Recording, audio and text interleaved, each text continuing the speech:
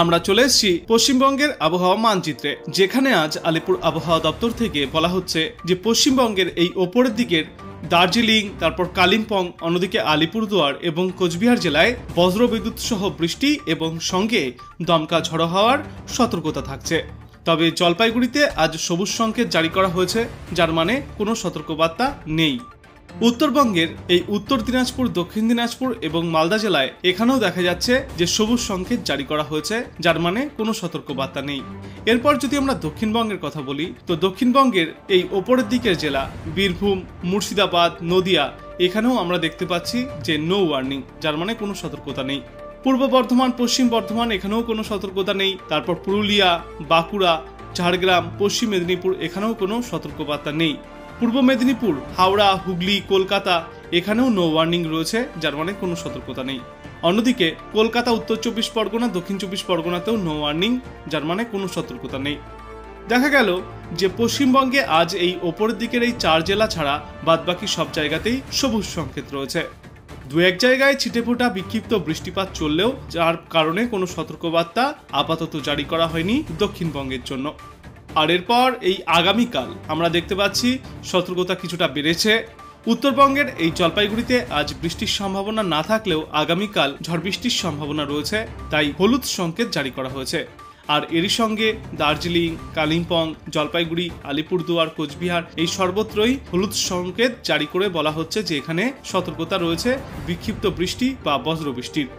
অন্যদিকে এই উত্তরবঙ্গের এই নিচের দিকের 3 জেলা উত্তর দিনাজপুর, দক্ষিণ দিনাজপুর এবং মালদায় আগামীকালও কোনো সতর্কতা নেই। আর এর পাশাপাশি আমরা সমগ্র দক্ষিণবঙ্গের জন্যও দেখতে পাচ্ছি যে এখানে নো ওয়ার্নিং রয়েছে আগামীকাল, যার মানে কোনো সতর্কতা নেই কোথাও।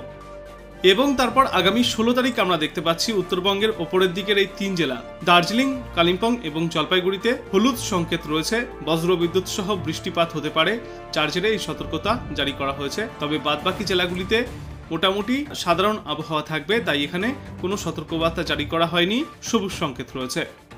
দক্ষিণবঙ্গেও আগামী মঙ্গলবার দিন এই সবুজ সংকেত জারি করা হয়েছে, কোথাও কোনো সতর্কতা নেই। তারপর আমরা আগামী বুধবার দেখতে পাচ্ছি যে কিছুটা বৃষ্টির পরিমাণ বাড়ার সম্ভাবনা রয়েছে, তাই সতর্কতা বেড়েছে উত্তরবঙ্গে।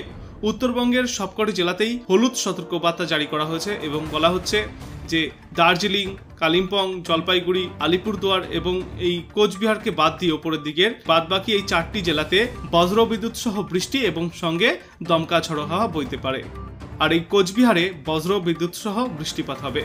উত্তর দিনাজপুর, দক্ষিণ দিনাজপুর এবং মালদায় এই কোচবিহারের মতোই বজ্র বিদ্যুৎ সহ বৃষ্টি চলবে, তবে এই বাকি 4 জেলার মতো অতটা দমকা হওয়ার সম্ভাবনা এইসব এলাকাগুলিতে নেই। আর এদিকে দক্ষিণবঙ্গে আগামী বুধবারও সবুজ সংকেত জারি করে বলা হচ্ছে যে কোথাও কোনো সতর্কবার্তা নেই।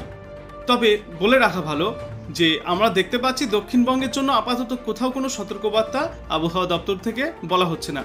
তবে এই ক্রমশই কিন্তু তাপমাত্রা এবং আর্দ্রতাজনিত অস্বস্তি বাড়বে, তাই তাপপ্রবাহের মতো পরিস্থিতি তৈরি হতে পারে এই বিশেষ করে পশ্চিমের দিকের এলাকাগুলিতে, এবং কলকাতা, উত্তর দক্ষিণ 24 পরগনা আর মেদিনীপুরের এইসব জায়গাগুলোতেও কিন্তু একই রকম আর্দ্রতাজনিত অস্বস্তি এবং তাপমাত্রা মানুষকে ভোগাবে। এবং তারপর আমরা সর্বশেষ আপডেট মানে এই 18 তারিখের আপডেটে আমরা দেখতে পাচ্ছি যে ওই দিনও দক্ষিণবঙ্গের জন্য সবুজ সংকেত জারি করে বলা হচ্ছে কোথাও কোনো সতর্কতা নেই, শুকনো আবহাওয়াই থাকবে। অন্যদিকে উত্তরবঙ্গের নিচের দিকের 3 জেলা মালদা, উত্তর দিনাজপুর, দক্ষিণ দিনাজপুরে নো ওয়ার্নিং, যার মানে কোনো সতর্কতা নেই।